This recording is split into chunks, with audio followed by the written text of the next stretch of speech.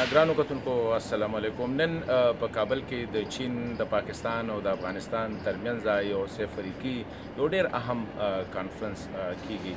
سفریقي کانفرنس چې کوم دی تاسو ته پته وي چې د دې آغاز چې کوم دی چین کړی و. د دې لومړی میټینګ چې و د بیجینګ ښار کې په 28 دسمبر کال 2019 کې شوی و. بنیادی مقصد دا چې کله چین دا انیشیټیو واغستله چې یاره د دې بنیادی مقصد دا چې د پاکستان او د افغانستان ترمنځ د تعلقات چې کوم دي هغې کې بهتري راولي.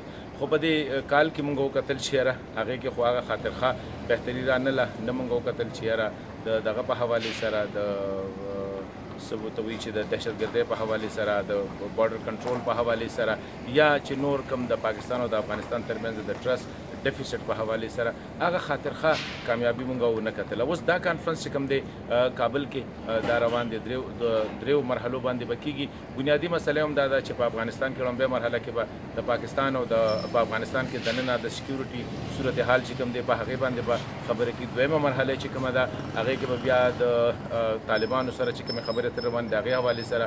په درېیمه مرحله کې به چې کوم دی دهشتګردۍ خلاف کوآپریشن یا معیشت حوالې سره به خبرې کېږي. خو موږ که وګورو نو دا کم کار چې د دې دریو واړو ملکونو په وس کې و لکه د پاکستان او د افغانستان تعلقات ښه کوله اوسه پورې په هغې باندې څه دوی کامیاب نه شو. نو دا بله غټه مسله چې کومه ده چې د طالبانو د مسله خبره کوله یا چې کوم دی د سکیورټي سچویشن باندې نو خو د دوی د وس کار هم ماته نه ښکاري. وجه دا ده چې طالب د دوی د وس نه بهر خبره ده، امریکا د دوی د وس نه بهر خبره ده. نو زه دا ګڼم چې کوم درې یو آپټکس دپاره د نظر دپاره خو دا یو ډېر ښه یو پروسس دی. خو که موږ وګورو نو کامیابي د دې چې کومه ده بنیادي مسله په افغانستان کې د سکیورټي ده او د هغې سره تړلې مسله چې کومه ده هغه د طالبانو سره خبرې اترې کول. نو طالبانو د امریکا ترمنځ چې خبرې اترې شروع شوي دي نو که موږ وګورو نو په هغې کې خو موږ ته ډېر ګران ښکاري چې کوم پروګرس دی. ځکه چې د طالبانو پوزیشن اوس هم هغه دی چې هغوی جنګ بندۍ اعلان نه کړي. اوس هم هغوی وایلنس چې کوم دی هغې باندې هغه دهشتګردۍ اکټیویټیز چې کوم دی اوسه پورې روانې دي، دهشتګردانه کاروایانې روانې دي. د افغانستان په فوج حملې کېږي، په عام ولس باندې حملې کېږي. بل خو امریکا دې ته لا داسې تیاره نه ده چې یاره دغه شانتې هر یو شي پرېږدي او طالب له په لاس کې ورکړي لکه څنګه چې سویټ یونین کړی و 1988 کې چې ټول کار یې پرېښود او لاړ مجاهدینو ته د هغې نه پس چې کوم حالات خراب شو. نو اوس په دې سچویشن کې دا کانفرنس خو موږ وایو چې آپټیکلي ښه دی، کیدای شي لږ پروګرس وشي د تعلقاتو په حوالې سره. د چین چې کوم دی بنیادي مقصد خو دا دی چې دلته کې د پاکستان افغانستان تعلق ښه شي.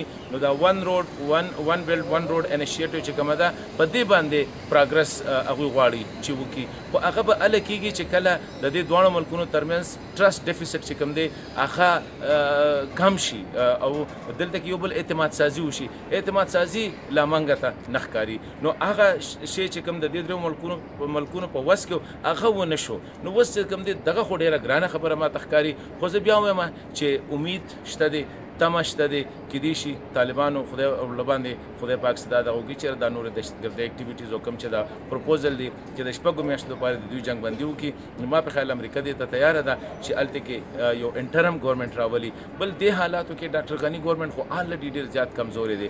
فورن منسټر چې کوم دی استعفا ورکړې ده، ډیپټي فورن منسټر استعفا ورکړې ده، فاینانس منسټر استعفا ورکړې ده، نیشنل سکیورټي ایډوایزر استعفا ورکړې ده. غني صاحب خو بالکل یوازې دی. نو چې په 2019 کې دسمبر کې یو کال 209 کله چې دی ښه مضبوط و نو اوس به دې څه وکړي.